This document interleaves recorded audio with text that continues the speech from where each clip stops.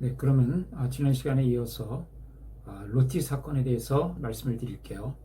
대법원 1992년 12월 24일 사건입니다. 아주 유명한 사건인데요. 로티, 여러분들 아시나요? 롯데월드에 가면 이 로티라는 그 상징 캐릭터가 있죠. 너구리를 의인화한 그런 캐릭터입니다. 이 롯데월드가 아마 제 기억으로는 1989년 무렵에 그 건설하기 시작을 했을 겁니다. 그 당시에 이 롯데월드를 이 잠실에 건설을 하면서 이 캐릭터 사업을 진행을 했어요. 그래서 이 롯데월드를 상징할 수 있는 캐릭터에 대해서 현상 공모를 했습니다. 그 이 공모에서 어느 그 대학교의 이 디자인 하시는 교수님이 1등으로 당선이 되셨어요.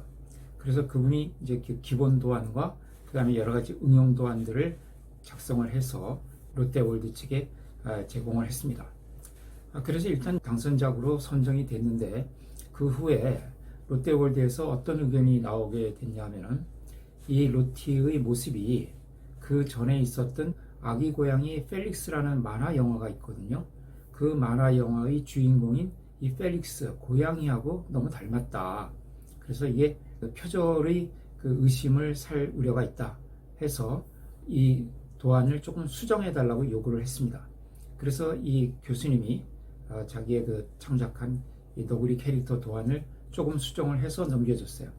그런데 그럼에도 불구하고 계속 롯데월드에서는 표절의 의심을 벗어나기 힘들 것 같다. 이제 이런 의견이 계속 오고 가면서 그 당선작을 창작하신 교수님이 계속적으로 그 요구에 맞춰서 수정을 조금씩 해줬거든요. 이제 그러다가 계속 롯데월드 측에서 더 수정을 요구하니까 이 교수님이 이제 나로서는 더 이상 수정을 할 수가 없다. 그러니까 그 롯데월드에서 알아서 해라. 이렇게 이제 말씀을 하셨어요.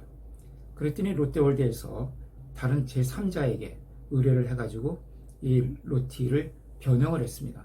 어떻게 변형을 했냐면 이제 제가 영상에 띄워드릴 텐데 그 모자를 씌웠어요. 모자를 씌워놓고 보니까 아닌 게 아니라 그 원작은 페리스하고 조금 그 비슷하다는 느낌을 줄 수도 있었는데 모자를 씌우고 나니까 확실하게 이제 달라진 그런 모습으로 변형이 됐습니다. 지금 그 로티라는 이 너구리 캐릭터는 모자를 쓴 모습으로 되어 있죠. 그런데 이제 이 부분에 대해서 이 디자인 교수님이 이의를 제기한 겁니다. 그러니까 나의 허락 없이 함부로 내가 창작한 캐릭터를 변형했다. 이제 뭐가 되죠? 앞 시간에 말씀드린 저작 인격권 중에 동일성 유지권, 나의 저작물의 내용이나 형식, 제호의 동일성을 유지할 권리를 침해했다고 해서 소송을 제기한 겁니다. 이것이 이제 뭐 1심, 2심 이렇게 판결이 엇갈리면서 결국 대법원까지 올라갔는데 대법원에서는 이렇게 판결했어요. 이 동일성 유지권 침해가 맞긴 맞는데 거기에 대해서 창작자가 묵시적인 동의를 했다고 봐야 된다는 거예요. 그러니까 이 창작자가 나로서는 더 이상 수정을 할 수가 없다. 알아서 해라. 하는 이 말에는 이제 나는 더 이상 손을 안 댈 테니까 롯데월드 측에서 알아서 수정해서 사용을 해라. 이렇게 해석을 했다는 것이죠. 그래서 이것은 창작자의 묵시적인 동의가 있었다고 보아서 이것은 동일성 유지권 침해가 결과적으로는 되지 않는다. 이렇게 판결을 했던 거죠. 그런데 여기에 대해서는 아주 상당한 비판이 있습니다. 왜냐하면 나로서는 더 이상 수정을 할 수가 없다. 알아서 하라는 취지는 결코 나는 더 이상 수정을 안 하겠다는 그런 강력한 의사표시이지 이것을 묵시적인 동의가 있었다고 보는 것은 무리다 하는 이제 이런 비판이 있는 거죠. 흔한 예로 그 싸움을 할 때 때려봐 이런 말을 하지 않습니까? 그럴 때 그 때려보라고 했다고 해서 진짜 때리게 된다고 하면은 그럼 그것이 피해자의 승낙이 있었으니까 위법성이 조각이 되고 범죄가 성립 안 되느냐? 그렇지는 않죠. 그럴 때 뭐 우리가 싸우다가 뭐 때려봐 하는 그 의사표시는 진정한 의사표시라고 볼 수는 없는 거죠. 진정 때려도 좋다라는 피해자의 승낙, 그 진지한 승낙이라고 볼 수는 없는 것이죠. 마찬가지로 이 사건에서도 나는 더 이상 수정할 수가 없다. 알아서 하라는 것은 더 이상 수정을 하지 말라는 오히려 그런 의사로 파악을 해야지 그 의사표시를 묵시적인 동의로 이해한다는 것은 타당성이 없다 하는 비판이 있습니다. 어쨌든 이제 이 로티 사건 이런 동일성 유지권과 관련돼서 그 선례적인 가치가 있는 판결이라고 볼 수가 있고요. 이 저자인격권이라는 개념은 프랑스에서 탄생된 개념입니다. 그래서 프랑스를 거쳐서 독일, 그 다음에 일본, 우리나라 이런 대륙법계 국가에서는 대부분 저작인격권을 인정을 하고 있습니다. 그러니까 창작자 그 개인의 인격과는 별개로 이 작품 자체에 대해서 인격권을 인정을 하는 것이죠. 반면에 미국 저작권법은 이런 대륙법계와는 달리 아직도 일반적으로는 독립성 유지권 침해를 비롯한 저작인격권이라는 개념을 인정을 하고 있지 않습니다. 다만 1980년도 이후에 들어와서 미국이 저작인격권을 보호하지 않는다는 것에 대해서 세계 여러 나라에서 많이 비판을 했었거든요. 이제 그 비판에 좀 맞추어서 미국에서는 저작권법 일부 하나의 특별법을 만들어서 시각적 미술, 그러니까 비주얼 아트, 조각이라든가 그림이라든가 이런 시각적 미술의 경우에만 저작인격권을 예외적으로 인정을 하고 있습니다. 네, 그래서 독립성 유지권이라든가 성명표시권 이런 저작인격권을 시각적 미술의 경우에만 인정하고 있다. 시각적 미술이라고 한다면 일반적으로 미술 저작물과 그 다음에 사진 저작물, 건축 저작물 이런 것들을 말합니다. 그리고 미술 저작물에는 회화, 조각, 공예 이런 것들이 포함이 되죠. 네. 그러면 미국에서는 시각적 예술을 제외한 다른 작품은 함부로 변형해도 되느냐? 그렇지 않습니다. 물론 그 작품 자체에 대한 인격권은 없지만 작가의 인격권은 여전히 미국도 인정을 하고 있거든요. 그러니까 다른 작가의 작품을 함부로 수정하거나 변형을 해서 그것이 그 작가에 대한 인격적 권리를 침해하는 경우에는 일반적인 개인적 인격권을 침해하는 것으로서 불법행위가 된다고 보고 있습니다. 자, 그 다음에 세 번째 문제죠. 화랑을 통해서 저작권까지 해결하고 구입한 나체 조각품. 저작권을 해결했다는 것은 이제 화랑으로부터 이 작품을 구입하면서 저작권까지 다 양도받은 것을 의미하는 것 같습니다. 자, 그렇게 해서 구입한 이 나체 조각품, 그러니까 이 전시권도 다 받아왔겠죠. 이 나체 조각품을 지하철 연결 통로인 빌딩의 입구에 전시를 했다. 자, 원래 이런 나체 조각품 같은 것은 화랑이라든가 아니면 어떤 이제 건물의 어떤 실내 장식이라든가 이런 것으로 이제 사용하는 것일 텐데 이것을 지하철 연결 통로, 그러니까 이런 예술 작품이 세워질 것이 거의 예상하기 어려운 그런 곳에 전시함으로 해서 사람들로 하여금 오해를 불러일으키게 하는 거죠. 마치 이것이 어떤 예술 작품이 아니라 일종의 선정적인 포르노 작품인 것처럼 이렇게 오해받게 만든 경우를 말하는 겁니다. 그런 경우에는 저작 인격권을 떠나서 이 작가에 대한 개인적인 명예권 또는 인격권을 훼손하는 것이 될 수가 있습니다. 그러니까 작품 자체에 대한 공표의 문제라든가 또는 성명 표시의 문제 또는 독립성 유지권 침해의 문제가 없다 하더라도 이것을 어떤 방식으로 하느냐에 따라서 그 작가에 대한 인격적인 권리를 침해할 수도 있다 하는 점을 알아두셔야 될 것 같고요. 그 다음에 네 번째 문제, 어느 구청이 시행하는 구의 상징 조각품 공모전에 입상을 해서 작품을 설치했는데 그 구청이 이 작품을 야간에도 잘 보이게 하기 위해서 교차로에 설치된 조형 작품의 일부를 아크릴로 교체하고 그 다음에 옆에 조명탑을 세웠다. 이런 문제인데요. 이것이 문제가 있느냐? 네. 사실 이것은 실제 있었던 케이스를 조금 변형한 겁니다. 이제 그 송파구청이 문제가 됐던 사례인데요. 아마 지금도 이 조형물이 있는 것으로 알고 있는데 그 송파 잠실 사거리에 가보시면은 빛의 세계라는 조형물이 있습니다. 왼쪽에 있는 것이 이제 원래의 작품이에요. 이 송파구에서 88 올림픽이 우리나라에서 열렸죠.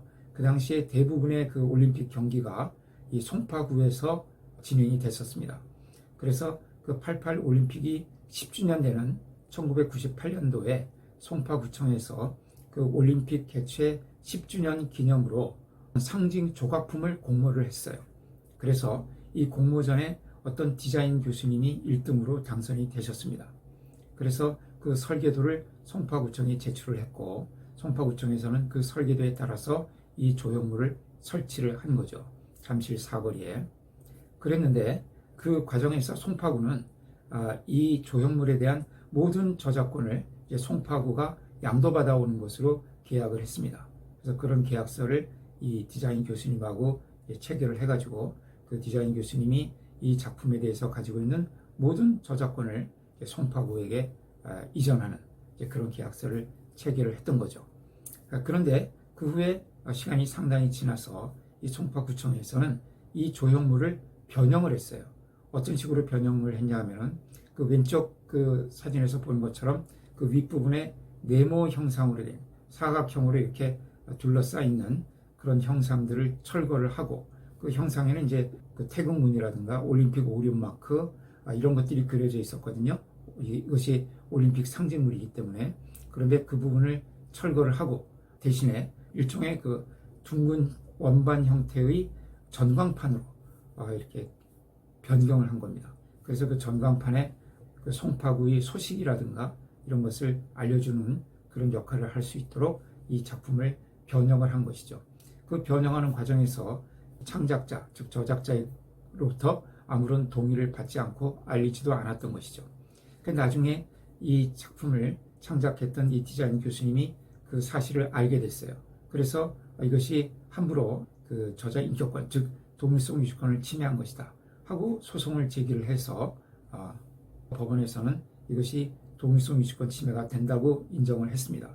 해서 손해배상으로 이제 일정 금액을 송파구가 배상하도록 했던 이제 그런 사례입니다. 자, 이것은 송파구 입장에서는 모든 저작권을 양도받았기 때문에 이것을 변경해도 아무 문제가 없을 것으로 생각을 했죠. 그런데 모든 저작권을 양도받아온다고 계약서를 썼다 하더라도 저자 인격권은 양도가 안 되는 겁니다. 저작 재산권은 양도도 가능하고 상속도 가능하지만은 저자 인격권은 양도도 되지 않고 상속도 되지 않습니다. 그냥 저작자의 일신에 전속하고 있다가, 그래서 이것을 일신 전속적 권리라고 합니다. 저자 인격권은 저작자의 일신에 전속하는 권리다. 그래서 일신 전속적 권리라고 하는데, 그렇기 때문에 이 저자 인격권은 아무리 계약서의 모든 저작권을 양도한다고 해도 인격권은 넘어올 수가 없는 거죠. 또 그 다음에 일반적으로 2차적 저작물 작성권도 특별한 2차적 저작물 작성권까지 포함한다는 명시적인 표시가 없는 이상 2차적 저작물 작성권도 넘어오지 않는 것이 원칙입니다.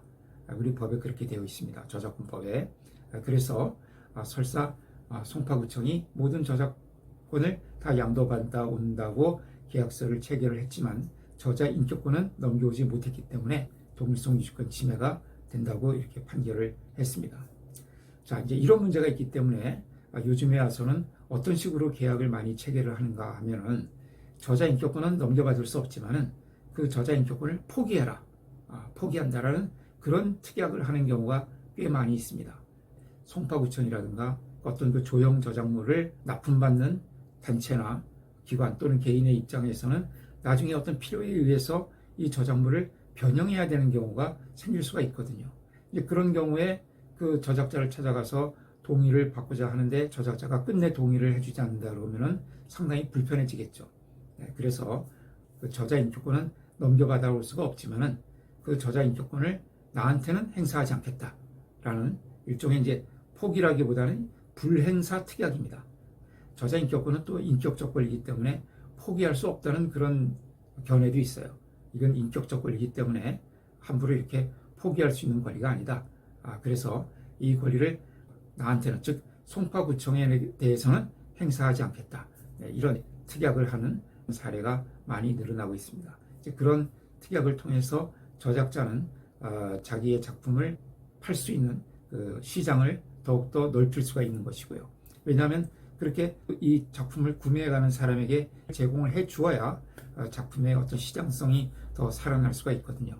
그래서 이런 저자 인격권 포기가 반드시 저작자에게 불리한 것은 아닙니다. 그러니까 저작자 스스로 자기 작품의 어떤 그 시장성이라든가 유통성 이런 것을 위해서 인격권을 포기 또는 불행사하겠다는 특약을 하는 경우가 많이 있습니다.